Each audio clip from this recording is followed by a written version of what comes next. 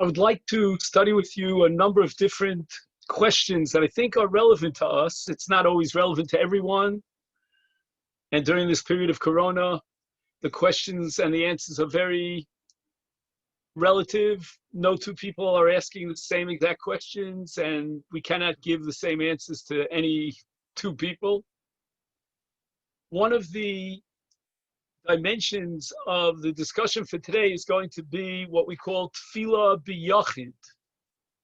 And of course, if all things were ideal in a perfect world, and to some extent the world before Corona, we would certainly be involved in tefillah b'tzibur. We'd be going to shuls.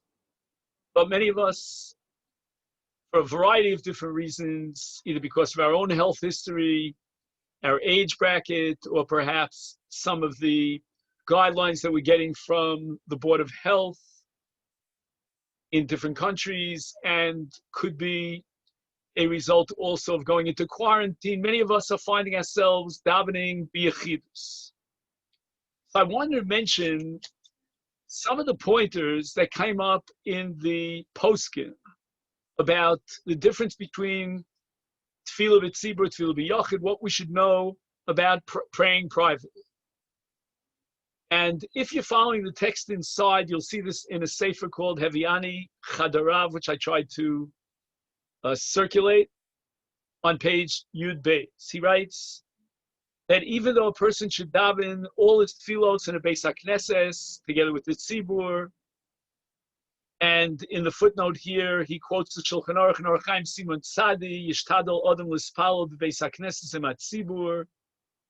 The Mishnah Berurah quotes the very famous statement of Chazal that Li'olam, a person's tefillah, Nishmas Yoser, will pierce the heavens and be heard and accepted on high. When he's mispal with the tzibur, there's a power to the tzibur. But nevertheless, Bismanim HaGeifa, Yesh LaHakpid Al Horas HaRofim.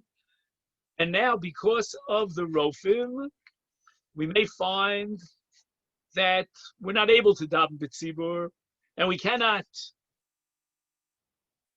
be in attendance in the Beit HaKnesset, and therefore, he says, we will daven in Yechidus, and that, he says, is lechatchila. So that again, in an ideal world, we would be davening b'tzibur, but the world of Corona makes the ideal and the lechatchila to daven b'yechidus under those circumstances that we outlined. So I think point number one here that we see from the poskim, and I think it's very important to emphasize this, is that we're not allowed to daven b'tzibur when the rules are that we're required to be at home. And not only that, but this for us in that situation is a lechatchila. We should not view it as a b'diavad. And we're going to see in a minute how that impacts on the mental state and the attitude of a mispalel and how it's halachically significant. So we'll get to that in just a minute. He writes, in the name of no less than the Noda B'Yehuda, in his commentary on Brachos Daf Ches, the Tzlach, the Tzniel Nefesh Chaya, which by the way is a book named after his mother, that if a person faces a Beis HaKnesses at the time that they're davening, so he's davening at home, maybe he's on his porch, or maybe he could see the Beis HaKnesses through the window. He says in such a case, he is viewed as if he's chelek min ha-mispalim, like he's one of those who are davening b'tzibur. It's as if he's in the Beis Knesses. And this reflects the Jewish hashkafa that where you think, that's where you are. Which means that while you're davening, make sure you're here and not somewhere else, meaning you're focused on your davening. But if you're davening in such a way that you can see the tzibur, here in Har No, for example, I have a porch that overlooks the Sephardic shul that's next door to my building. So if I see through the windows the mispalalim, then the tzlach says that through that re'iyah, It's as if I was mitzaref, I can link up with the tzibur. And then he gives a second level of someone who's davening bichidas, but he could link with the tzibur. It's not as great and as high of a level as someone who could see the tzibur, who's davening in the shul, but he can hear the tzibur. So he can't see them, but he hears their voices. And although that's not on the same exact level as seeing the tzibur, but nevertheless, it's also a level of tziruf. So this concept of integrating into the tzibur really fits into many different dargos. The best darga, of course, the ideal darga, and for those who even in the Magefa now could go into shul and daven with the tzibur, you not only see the tzibur, not only do you hear the tzibur, but you are part of the tzibur. And then we drop down to Yechidus, and we have the first level where you could see the Mispalim. We have a lesser level, which is one notch below that, of hearing the tzibur. But then he offers a fascinating opportunity for an advantage of davening b'yechidus above and beyond davening in the tzibur. And that's a case where the tzibur is davening after Hanetzach Chama, and he, in his own private living room, can daven with Hanetzach Chama. And he quotes one opinion that says, under all circumstances, if he chooses to daven b'yechidus at the time of Hanetz, he has one-up it on the tzibur itself. The other opinion says it's not just at any time he can decide, well, I'm in and out, I'll daven b'vasikim at the time of Hanetz. He has to be a regular. If he's a regular Hanetz person, then his davening in Hanetz is superior to davening with the tzibur after Hanetz. And now I'd ask you, if you have the pages, to turn to page Yud Daled. And he writes, and as usual, I have to thank David Spiegel for sending this out. Any fault in the clarity of the page is mine, because I'm still learning how to become a photographer and block out all the interferences. Anyway, he writes, when a person is davening b'yechidus, he cannot see the tzibur nor hear the tzibur. He should try as best as he can to synchronize his davening with the tzibur. And that's based on a statement of Rabbi Yitzchak in the name of Nachman in Brachos Taf Ches Amud Beis, that if a person davens at the time of the tzibur, then his bakashos, his petitions to God, somehow are raised on a high level to the Kisei HaKavod together with the tzibur. So that's a lower level of tziruf. He doesn't have neither davening with the tzibur physically in the Sebeis Knesset. He doesn't even have the ability to see the tzibur, not even to hear the tzibur, but at least he knows that the tzibur is davening at that moment.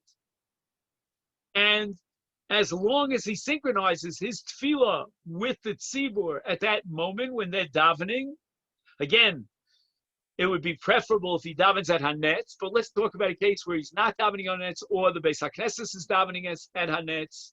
Then he would naturally, of course, if he's trying to synchronize with Hanetz, then he'll be able to synchronize.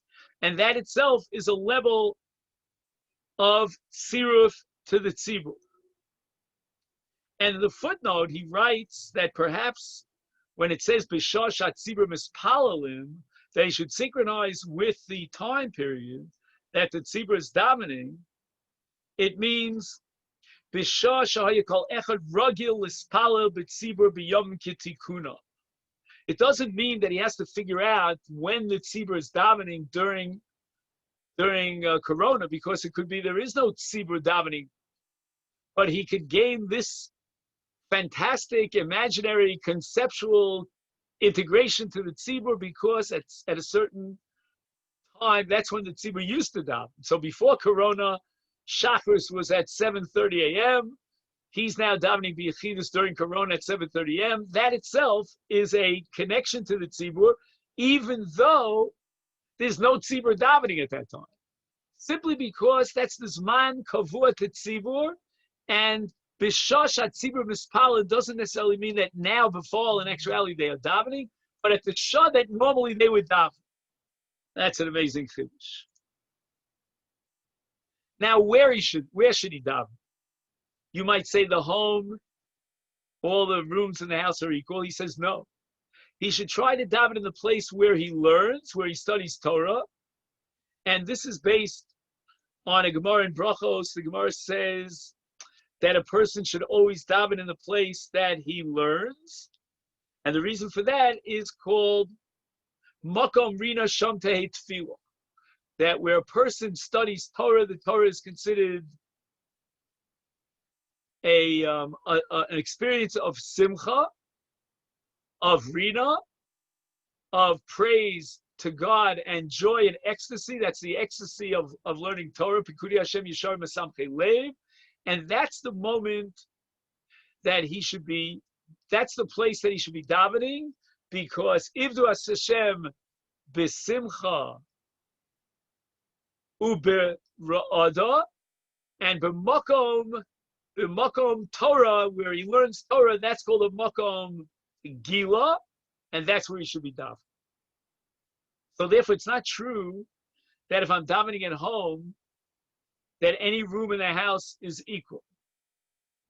I should have this gravitational pull to daven in the place where I learn, where I study.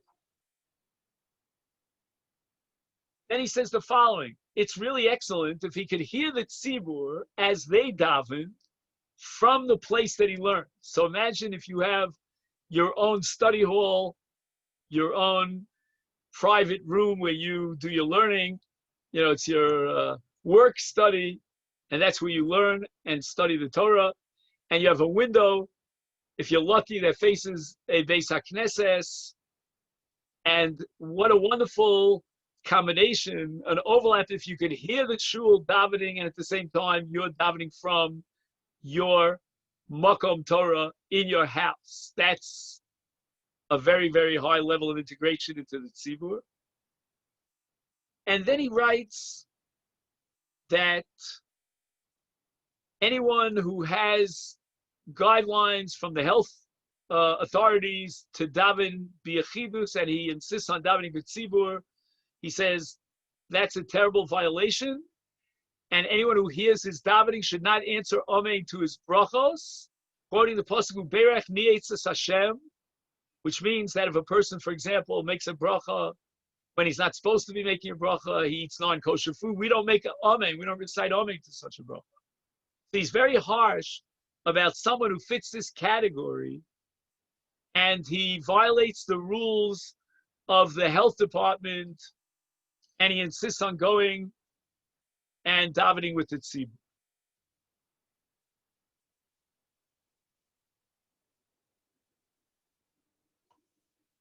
Now he says the following: the most perfect stature or state of davening is what's called chibuk yadayim. That means you put your left hand over the heart and your right hand over your left hand, and that's something that for sure you should do. Ke'eved ha'omed b'fnei adono, like a servant standing in awe in front of his master, and that should go on when he's davening b'tzibur.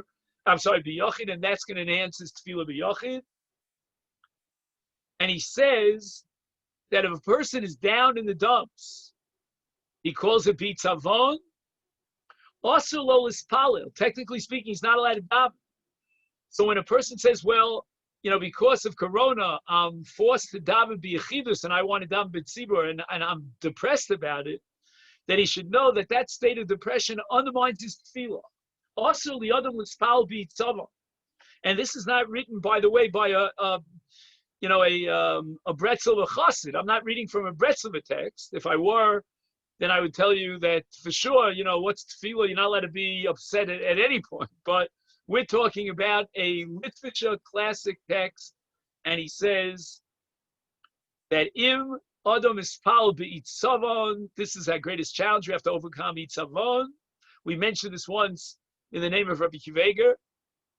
Then ein nafsho yechola, his nefesh will not be able to be uplifted by that special light that surrounds a person, a supernal light during his tefillah. So that's very bad. And it's fascinating that he quotes a Kaf HaChaim, which is a Sephardic source as well. He writes that a person who has to daven bichidah should set up a makom kavua, because Chazal say that a tefillah is more powerful when you daven b'makom kavua. Now, you and I would have said makom kavua is in a synagogue. No, no, no. The Mishnah Berurah points out that even if a person is davening in his house, he should have a makom kavua, and it should be a place where no one disturbs him if all is ideal.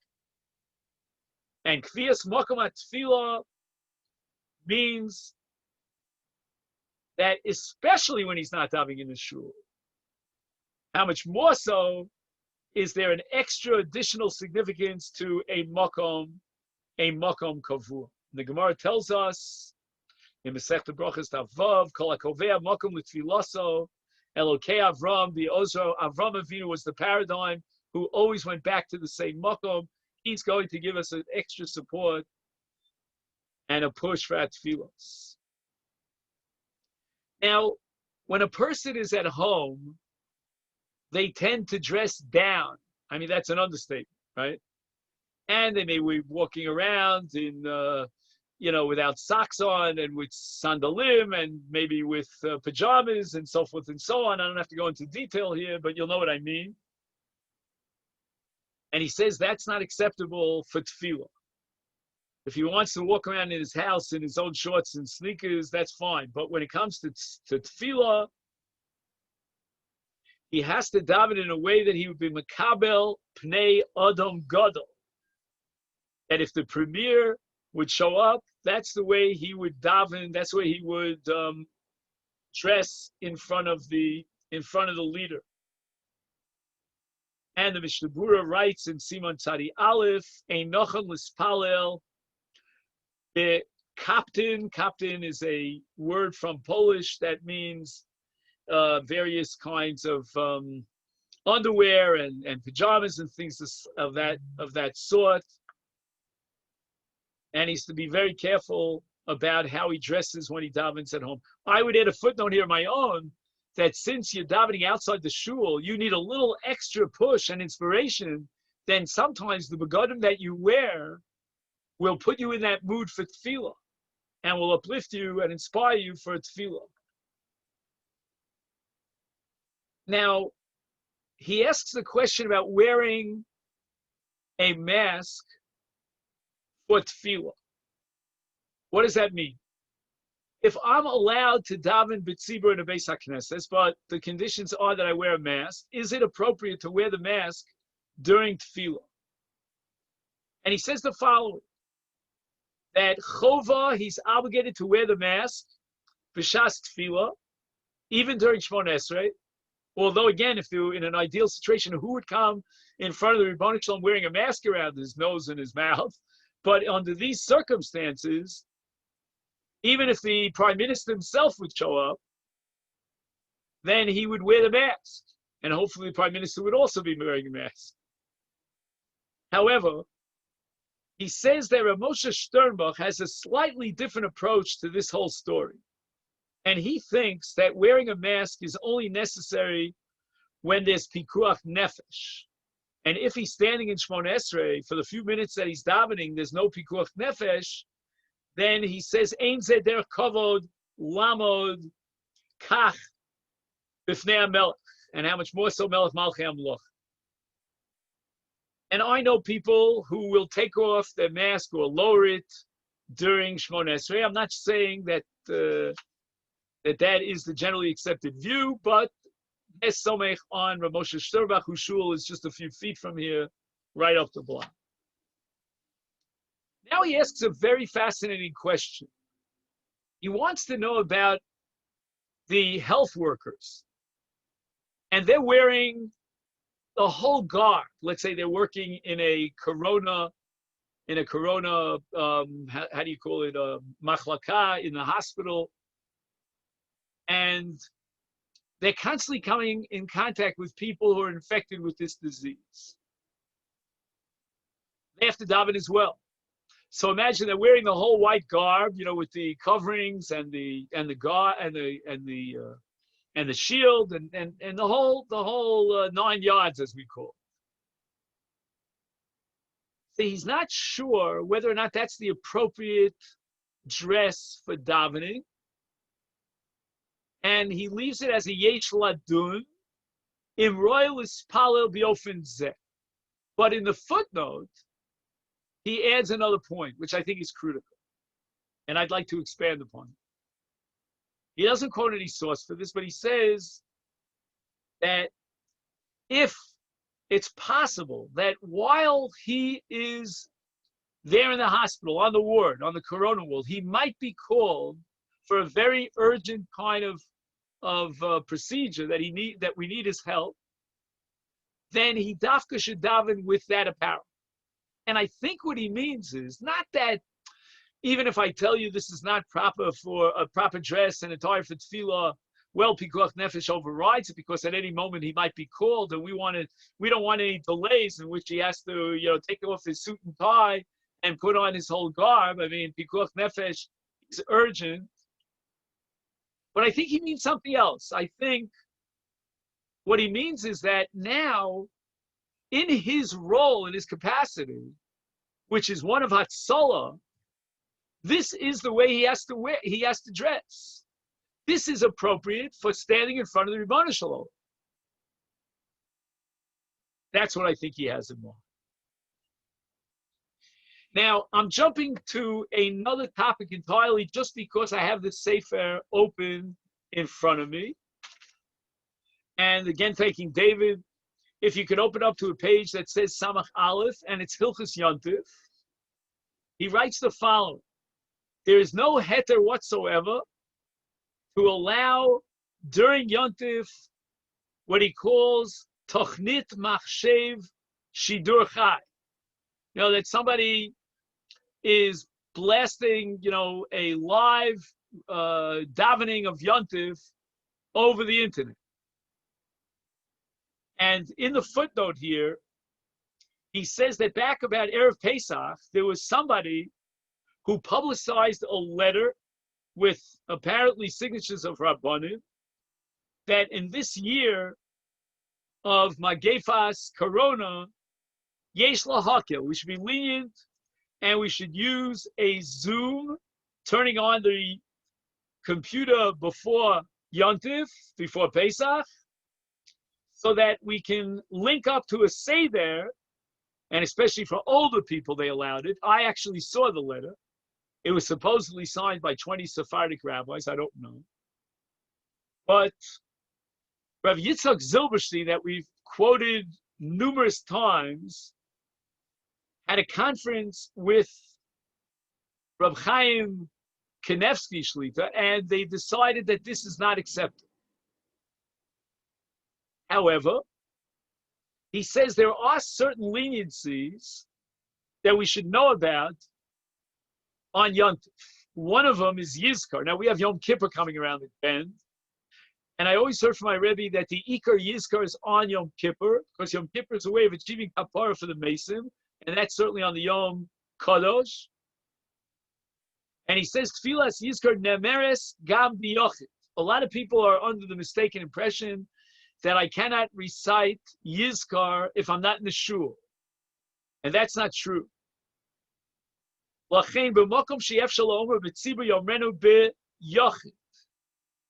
this is true for all of minhagim, for example, lighting special yahrzeit candles. Even if he's not going to daven b'tzibur, that's what he should do at home.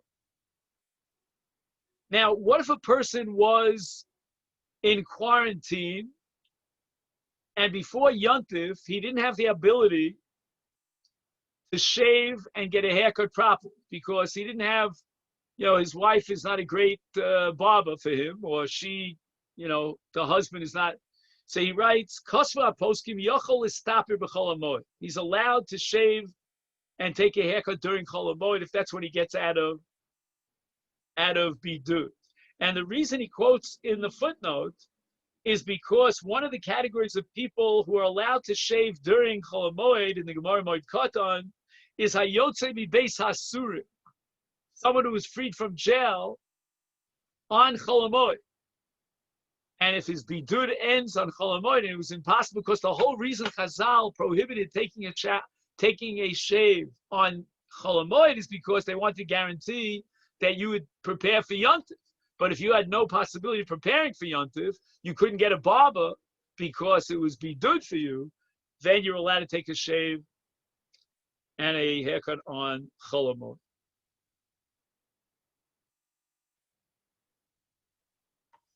I was wondering if there's any issue of doing this publicly. He doesn't address that question. Is it an issue of Maris Ayin? And I think there are a lot of factors that might go into play. And, if he lives in a pretty much a religious neighborhood, anyone who sees him taking a shave or a haircut, I think will assume that he's doing it because of Corona.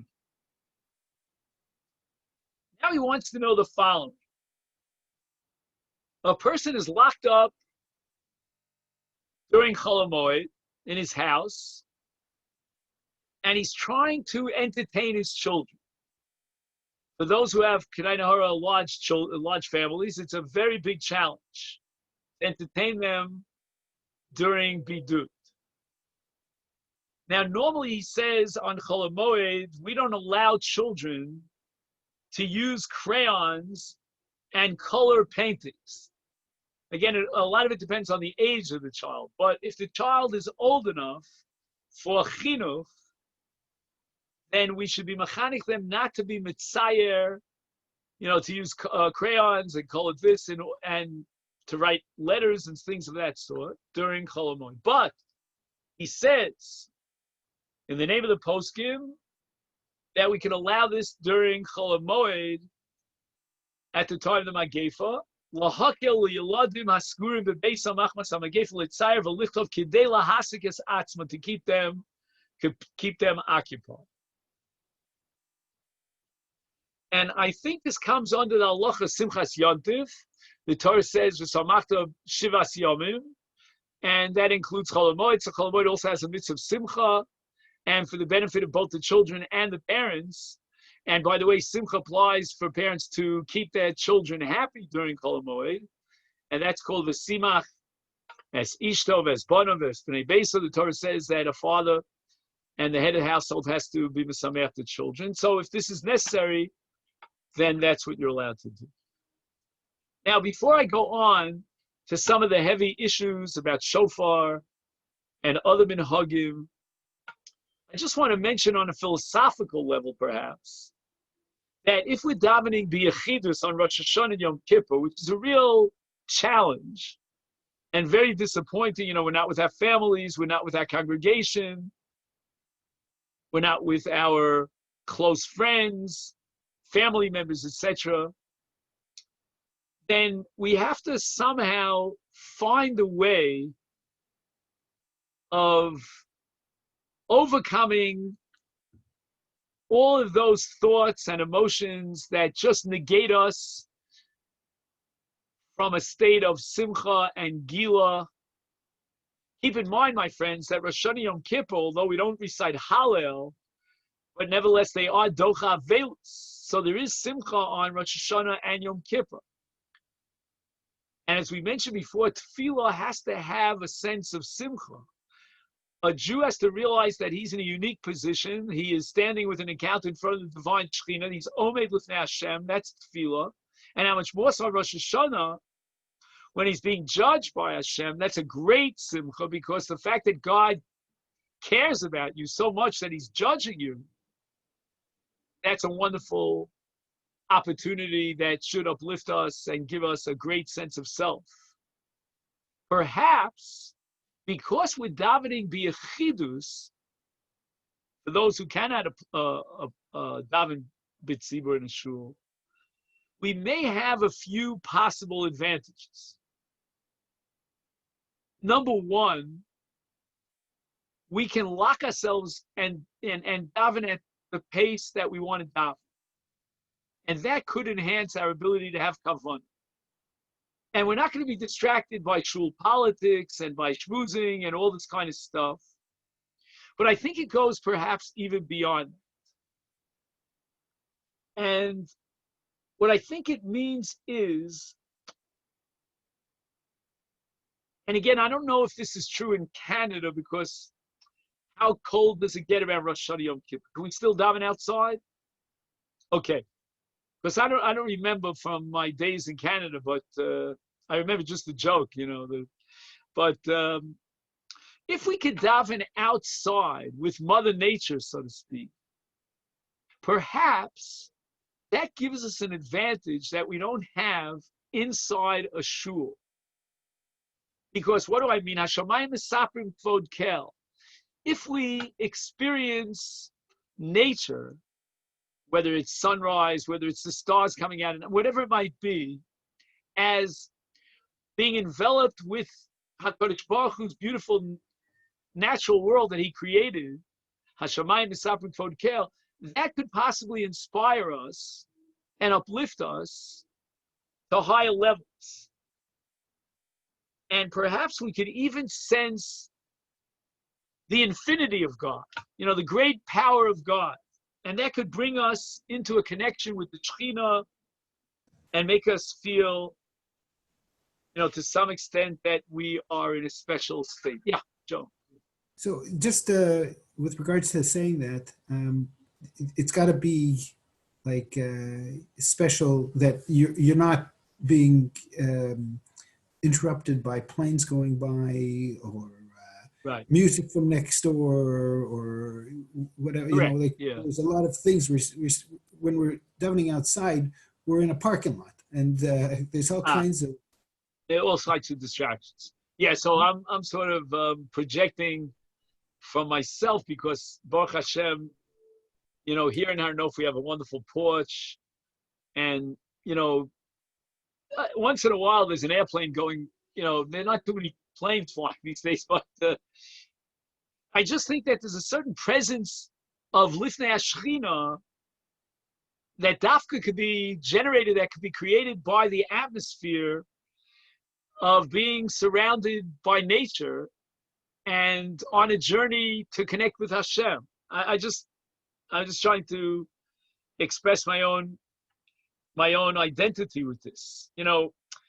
When you have only one partner in tefillah, and that's Hashem, without any other partners, there's only one being that's listening to your tefillah. No one else is hearing your tefillah. You don't have to impress anybody, and no one has to impress you. Perhaps that's a little bit special. Now, as far as Shofar is concerned, as we mentioned last week, it's a little bit more of a challenge, because if you're biachidus, then you cannot daven Musaf and hear the Shofar during Musaf. That's only an allowance to integrate the Shofar into the fabric of Musaf during Chazoros HaShatz in a shul where there's a tzibur davening, not for a yochid. So your Shofar blowing will take place either before Musaf or right after Musaf. Different opinions in halacha. And that for sure you're missing. But the Shofar itself, hearing the sound of the Shofar perhaps is a very private experience. If the Shofar is meant to be tefillah, and in a certain sense, it is the most basic, fundamental tefillah that there is, because an animal also cries in a state of crisis. That shofar, which is called in Hasidus a kol pashut, it's so basic, and it reverberates through all the worlds and all the universes and all the olamos that God created. As a private person, not part of a group, I can perhaps link up to that shofar, can have that impact on my soul in a way that's so basic, simply because I'm alone. I don't know if anything that I've said could be meaningful. Now, amongst the source material that I asked you to look at, there are two essays here from Rav Osher Weiss and an essay from Rav Shecht. Now, Rav Shechter's essay is a follow-up to the tshuva that we read last week. I suspect I wonder if my intuition is correct, that he may have gotten some feedback that people were wondering how is it that he was so lenient with piyutim and other parts of davening, which are part of our custom, and he was willing for an abridged service to let them out and omit them. And here he writes a whole long tshuva about the significance of minhagim, minig Yisrael Torah. But he says that halacha comes before a minhag. And believe me, if we have time, I would like to go through that tshuva with you. Now, a number of questions have come up of late, which I'd like to mention in passing before we get into the Shofar discussion. And one of them is about the possibility of administering a rapid COVID test on Yontif itself, on Rosh Hashanah, possibly even on Yom Kippur. Now, I have in front of me, I was not able to get this over to you, I just got it now, a paragraph here from a physician, and he writes that they now have a rapid COVID test with a 15-minute response. I don't know if you've heard of such a thing. I never heard of such a thing. And he wants to suggest to the rabbi of his shul that at least the Bali Tefillah and the Baal Tokeah should be taking this test on Yontif. It's not clear to me why this test could not be administered on Erev Yontif. Maybe because they want to get the freshest, most reliable results. And it involves a finger prick. Now that has to do with a malacha called Netilas Neshama V'Hotzas Dam. Is it permissible for a non-Jew to administer this test on Yontif if the medical team absolutely assures us that it really works, meaning the accuracy of such a test, and that the Bali Tefillah and the Baal Tokeah or the Bali Tokeah would be guaranteed to be COVID-free. They're not infected. And we'll figure that out with just 15 minutes. So although this Rofe who's asking the question certainly understood that this would not be allowed, certainly not by a Jew, but can we ask a guy to administer this test? And the question was asked to a number of Rabbanim, and they say that assuming it works, meaning if the medical team verifies that it works, then you're allowed to do this. So in other words, what we're juggling here is what we call Amir Yaakov Shvus versus a health issue. And to bridge that extra gap between assuming that a person is healthy and knowing a person is healthy, for the sake of the tzibur, we're going to permit Amir Yaakov.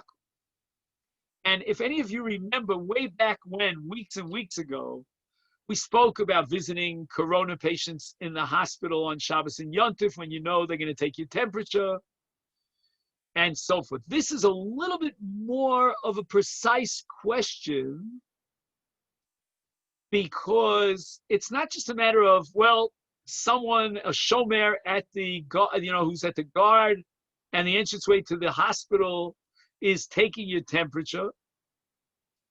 And we were wondering whether or not taking temperature with a digital thermometer, whether that's a violation of ksiva and so forth and so on. Here we're talking about a real malacha. We're talking about a guy who is going to be instructed to implement this test.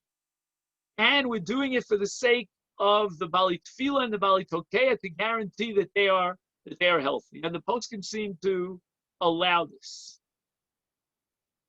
So that's one thing I thought I would share with you. I was pretty fascinated by this.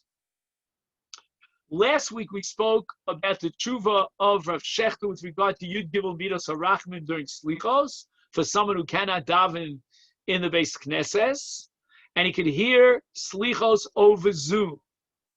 2 weeks ago we discussed the question about at what time they should be reciting Slichos and how it's critical not to, daven too late out in the public because it might disturb the well-being of others. But now we're just focused on the Yud Gimel Midos HaRachamim, and you have 10 people, 10 men who are physically together. They are reciting Slichos with Yud Gimel Rachamim. You're listening over Zoom, and we said in the name of Rav Shechter that you can respond to the Yud Gimel Midos HaRachamim, just like you can respond to Baruch Hu and a Davar Shebekiddush. Now, here's another physician that I thought was very fascinating. He says that there's a special COVID study for people who had the infection and lost their sense of smell or taste. And this study is going on at the Mount Sinai Hospital in Manhattan. And the person who's asking this question was invited to participate in this study. And what they're studying is, get this, the possibility that fish oil, otherwise known as omega-3, right? Fish oil could possibly help a person regain his sense of smell. I don't know what this is based on, but if they're going through in Mount Sinai Hospital this kind of a study, there must be some basis for it, and they want to see if they can prove it. They're calling upon this particular Jew to join this study because they know that he had tested positive, because in Mount Sinai Hospital they do a lot of these tests, serology tests to check out your immune system. And they also know that when he came for the test, he complained that he had no sense of smell. And this is very common amongst people who are infected by corona. So the shaila is a kashrus shaila,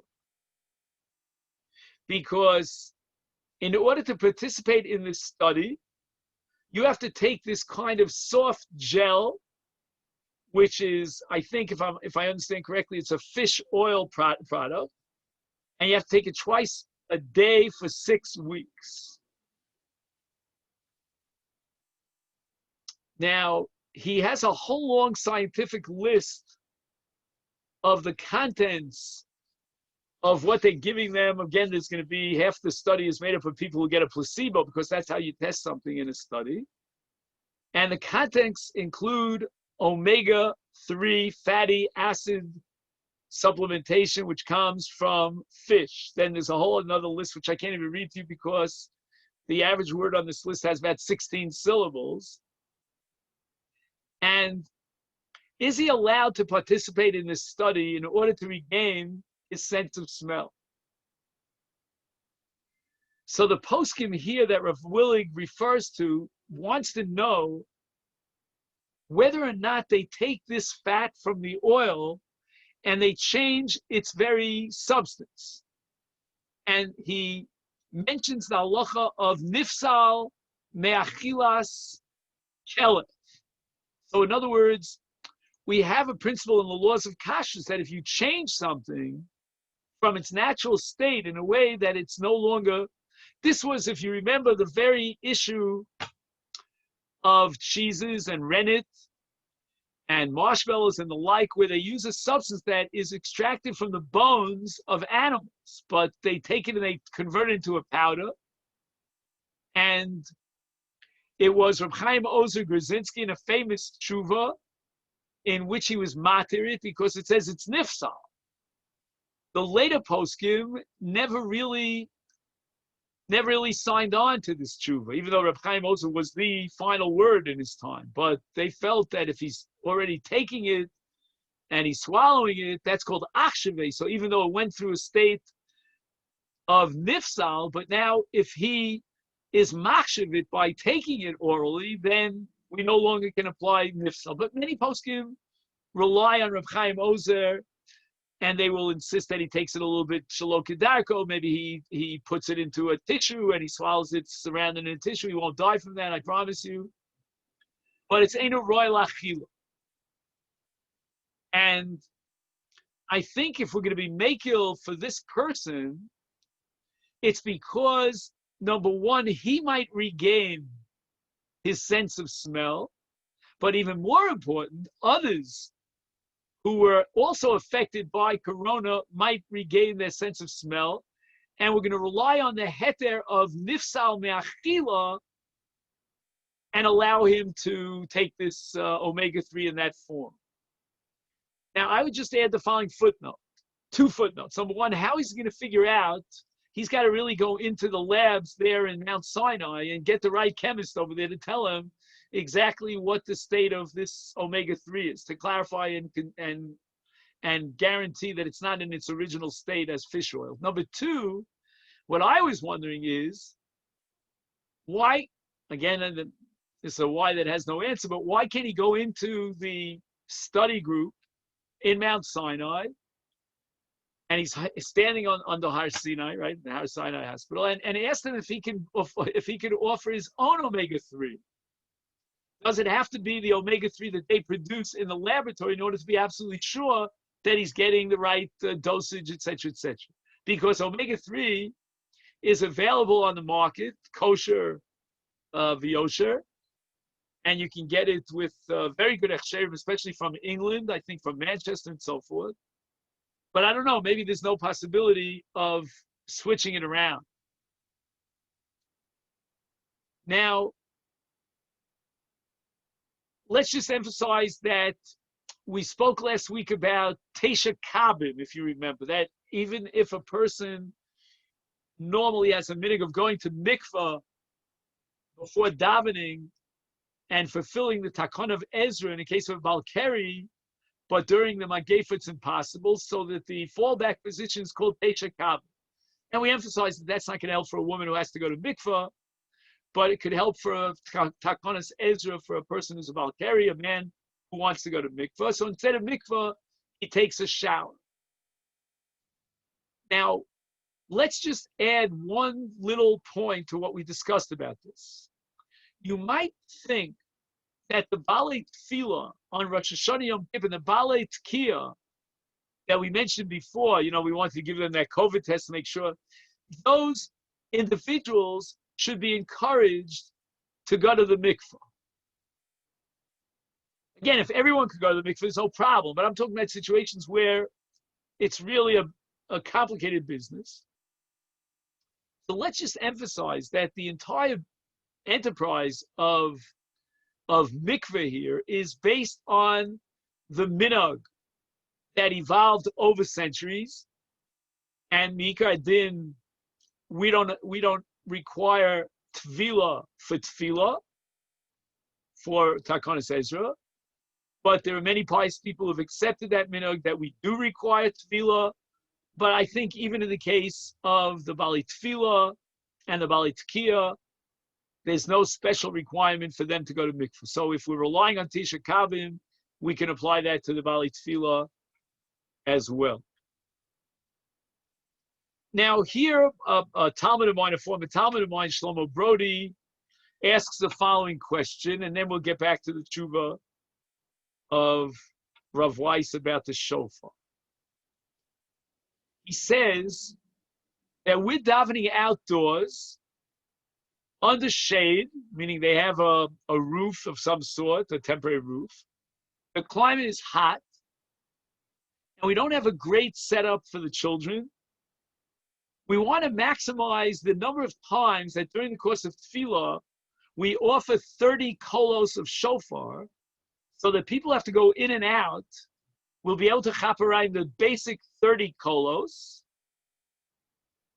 and they're going to leave the shul immediately after the 30 kolos to take care of their children or because of the heat, etc., etc., etc. He wants to apply the following. He wants to blow 3 sets of 30 kolos, which means the following. Number one, he's going to offer 30 kolos dimiyusha before Musaf. He's going to add the other set of 30 kolos for the end of Musaf. So there'll be some people who have to leave after the first 30 kolos. Some will come in for the last, or shall I say the second set of 30 kolos. And he wants to offer during the Chazor Hashatz, he wants to jack up the number of tkiyos at the end of Malchios, at the end of Zichronos, at the end of Shofars from 10 to 30. Now watch what happens now. He's got one set of 30 kolos before Shmon Esrei, that's called Tfilas D'Miyutov. Now he's got 3 sets of 30 kolos, Al Seder HaShmon Esrei, and then he's going to blow the last 10 kolos at the end. So all told, he's got like 130 kolos. I don't know, I didn't make the cheshbon. 30, 30, 30 is 90, plus another 30 is 120, plus 10 at the end. And that undermines the minhag of 100 kolos. But on the other hand, it maximizes the possibility of people coming in and out for 30 kolos.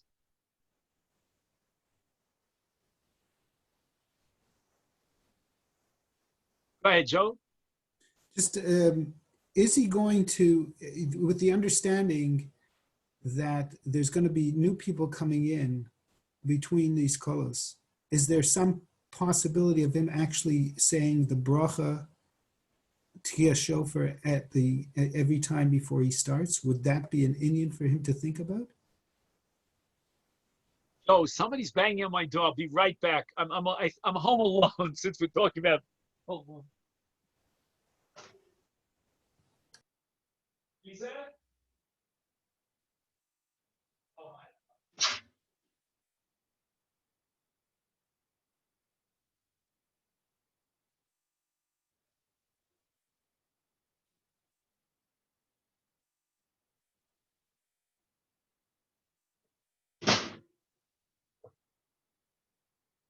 I think, Joe, the answer to your question is that person who did not hear his 30 kolos, he should make the bracha on his own.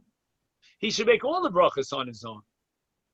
But for someone who is part of the tzibur, this is a funny kind of issue. We've been talking about cutting down the number of kolos.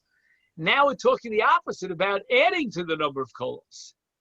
And in effect, we're changing the minhag as well, because the minhag is 10, 10, and 10, which means that the tkiyos al seder brachas, which are made up of 30 kolos, are spread out.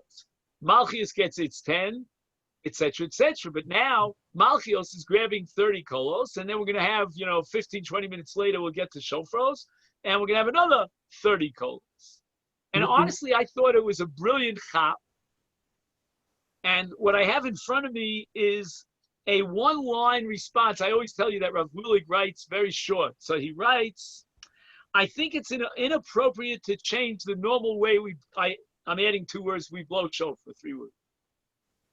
Find another method. In other words, he doesn't, you want to blow 30 kolos and the Maltekeh is ready for that, and another 30, and another 30, then let him blow 30 kolos whenever is possible. But I think what Rav Brody is asking, I know him as Miles Brody, but anyway, now he's Shlomo. I think what he's trying to do is, he's trying to get the people into the shul during the davening. Of course we have separate kolos, like even in a normal year, we have blasts for the women. So we'll blow for the women in the afternoon because, the ladies that are raising little children, they weren't able to come to shul in the morning, blah, blah, blah. But that's not what he's talking about. He wants to get people into the shul during those hours to be part of the tzibur. But Rav Willig, I guess, is hesitant because you're changing the minhag. We don't have a minhag of 30 kolos after Malchios, etc. I would love to research this further because I don't think that we should be hesitant about this personally. What about the idea of when they're coming? In other words, I got a question. As somebody asked me that if they're able to come, there's going to be 2 minyanim. So they were thinking of coming, somebody who's home with children. They were going to come at the very end of the first minyan, listen to the last 40 kolos of the first minyan, then be able to go home, and their spouse would come, and not the spouse, the husband would come for the second minyan, and stay with, they'd come with the child, and she'd be able to go home, and the other one would come. Right. But I'm saying all maybe these there's a these problem. methods are fine, to try to see how you can get the family in and out of the shul to hear 30 kolos. So, for example, one of the members of my morning shiur, I'm in the afternoon now. So one of the members of my morning shiur asked me if his wife, she's very nervous about staying for Musaf, can she just be there for the tkiyos to be Yuchov? She'll hear the 30 kolos and then she'll go home. I said, fine. That's all she's required is the 30 kolos. But if you talk about a man, that's a little bit more complicated. Not with a man. I'm just saying with regards to a man. But she's only going to be there for the last 40, which means it's really not part of the actual blowing, right? It's we talked. It's no different than the tkiyos to be Yuchov. Why is it different than the 30 kolos before davening? Because it's just adding on to make 100. It doesn't make a difference. That's not an issue. No, makes no difference. Okay. Makes no difference. Now, in terms of these tshuvas, which I don't know if you got a chance to look it over or to print it out, there are pages upon pages of tshuvas from Rav Osher Weiss about the shofar. Maybe we'll have a chance next week if you're around, but for this week, I would just like to highlight a few points that he makes. And his first discussion is about what we call in Hebrew kapsulo, capsules. I'm not sure, do they have this capsules kind of thing where in your part of the world? They do. So the question is, the Baltakea is in one capsule, and you're listening in another capsule. He describes the capsules as ureos nylon. These are nylon curtains, I guess it's made of a more sophisticated, what's it called? Not just a regular nylon, it's that kind of plastic. Anyway, Kavolos, what's it called? Lexan? Oh, is that what it's called, Lexan? I don't know, it's very strong. And it's very high, it reaches almost the ceiling, but certainly above the height of a person. And we have a Gemara in Rosh Hashanah called Tokea L'tocha bar. So let's say, for example, I'm on top of a bar and I'm blowing shofar into the bar. And the Mishnah says that it depends whether he hears the kol shofar or he hears kol havara. Kol havara means that the sound of the shofar bounces off the sides of this bar. Like, I don't know if you've ever visited Theresienstadt, where the Germans, Yimach Shmon, they killed 30,000 Jews a day. And you can actually see the subterranean shul that still remains, that they dug in secret during the Nazi occupation. And that's where they blew shofar. So the question is, do you hear the actual direct sound of the shofar, or are you hearing it bouncing off as a kind of an echo? And the Gemara says that if he stands inside the bar, those who are inside the bar with him, they will be able to hear the direct sound of the shofar. They all fulfill that mitzvah. Those who are outside of the bar, and they place their ears as close to the bar as possible, they may be hearing the echo as it shoots off the walls of the bar, and that's not a mitzvah shofar. Now, the bulk of this article is to ask the following question. Do we know on any particular occasion, are we hearing the actual kol shofar or are we hearing the echo of the shofar? And according to some Rishonim, the Shomea himself has to make that judgment. He has to say, Shamati kol shofar. I heard the shofar, and he's Yotze. And the Rosh rejects this. The Rosh says, lo mistaber, it doesn't make sense that it should be depending upon the person who hears the shofar, that he's going to tell you, the Shomea himself. But rather he says that there's such a mixture here of sounds, nobody can really know exactly if he's hearing the original sound or not. And it seems that a lot of poskim in the Rishonim have accepted the Tur, who bases himself on his father, the Rosh. And it really depends in objective terms if he heard the Kol or he heard the Kol Shofar or he heard the Kol Havara. Not like other Rishonim, Rashi apparently, who says that the Shomea would be able to make that determination. The Shulchan Aruch paskins that Kol Adam Yochel Lahavchin Im Kol Shofar Shama O Kol Havara. The Shulchan Aruch himself paskins, based on the Rambam and Rashi, that it all depends upon the person himself. He'll determine whether he heard the shofar. However, as we said before, the Rosh is against it. The Taz, and this is a major breakthrough Taz, says that Ein lanu lismoch al b'kiyuso lahavchin ben kol shofar l'kol avara. And he says that Ein lismoch al b'kiyus, we don't want to rely on some expertise. And therefore he says, Kol ha'omed michutz lebar, v'shamat kiyos mitoch habar, tzarich lachzor v'lishma. He says that we are going to rely on the Tur, who in turn relies on his father Rosh, that you have to have objective bikiyus and expertise to determine and discern what call you heard. You can't make that call on your own. And therefore he says that we're going to apply the principle that if you're outside the bar, we don't know if we have the bikiyus, and nobody can determine that or claim that he has the expertise and he knows whether you're hearing the original sound directly of the shofar or you're hearing something bounced off, and therefore you have to hear the shofar again. And based on this Taz, we really have a problem in our case with the capsules, because are we hearing the Kol Shofar? So you're going to tell me, well, I hear the Kol Shofar from my capsule.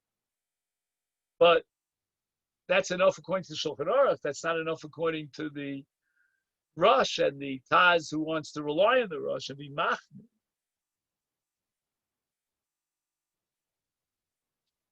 So he wants to claim that b'shas adchak, like Corona, we're going to rely on the Mechaber, who paskins in Shulchan Aruch, that Kol Adam Yochel Lahavchin, that we don't have to get a baki and an expert, but each person could make that determination whether Kol Shofar Shama or Kol Havara Shama.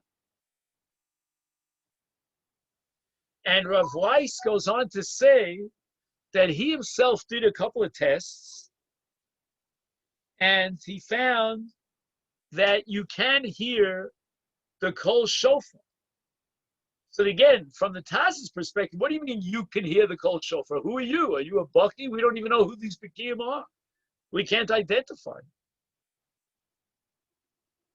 But what we're going to do is we're going to say that since A, it's a Shas Adchak, B, we're going to rely on the Shulchan Aruch. That means that you yourself, the Shomea, can make that distinction. And C, having tested it, Rav Weiss says that you will convince yourself that you hear the Kol Shofar and you're not hearing some sort of a bounced off secondary echo. Honestly, I'm very perplexed by this. the Taz makes a lot of sense to me. I mean, how would I know exactly what I'm hearing? I mean, the sound of the shofar sounds pretty good to me. But is that enough? Do I have absolute certainty that I can tell whether or not I'm hearing the kol shofar? Again, the final maskana, he says, is that there's no problem because of the shasat chak that we can hear the shofar from the capsules. The balance of this tshuva, which is another 2 pages long, is to try to establish that even the Taz would agree that a capsule is not like a kol avar, like the case of Tokel Bar. So maybe we'll discuss that next week because I see we're running out of time. And then he's got 3 pages discussing covering the shofar with a mask. He absolutely rejects the possibility of turning the shofar upside down so that the germs and the saliva will not affect the masses of the people in the shul. He says that undermines a minhag that goes back to the Rokeach and to the Maril. I did some research. The Maril lived in the 1300s. The Rokeach was in the 1100s. I mean, you're really going back in time. And therefore, he's not going to advocate in favor of turning the shofar upside down. As far as covering the shofar is concerned, he is convinced that the sound that you hear coming out of a covered shofar, a masked shofar, comes under the halacha, which is formulated by the Mishnah, that kol hakolos sherim l'shofar. You could have weak sounds that come from the shofar, weak blasts. You can have stronger blasts. But as long as the quality of the shofar, of the kol shofar, is the same, is kol hakolos sherim l'shofar. And he wants to claim that if you blow the shofar and you cover the shofar, that only affects the volume of the sound, but it has no impact on the quality of the sound. And that therefore, certainly, this could be accepted. Maybe we'll go over this more in detail in the future, but I just want to point out that, and with this I'll let you go, and at the end of this long tshuva, he writes, Legufan shel dvarim, Imbala tokea shomer al klolei habriut. He says that you should find a Balkore that's very careful about all the laws of distancing and wearing the masks.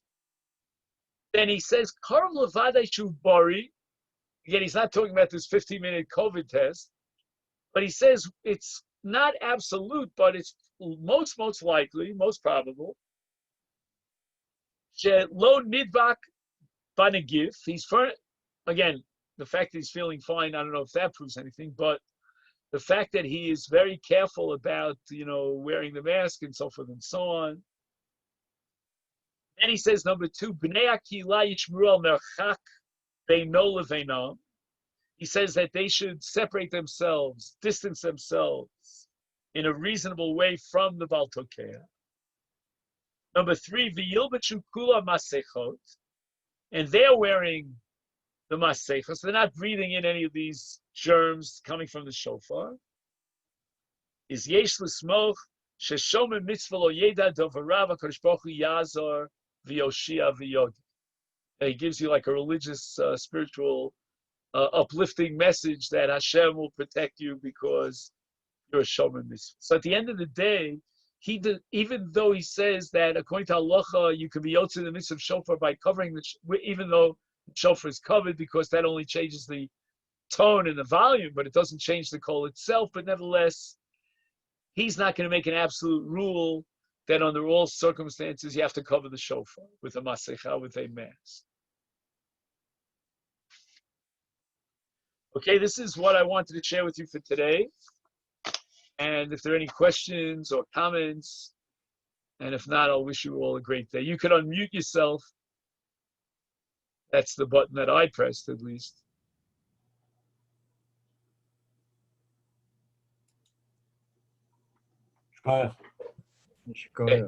Thank you so much. Thank you.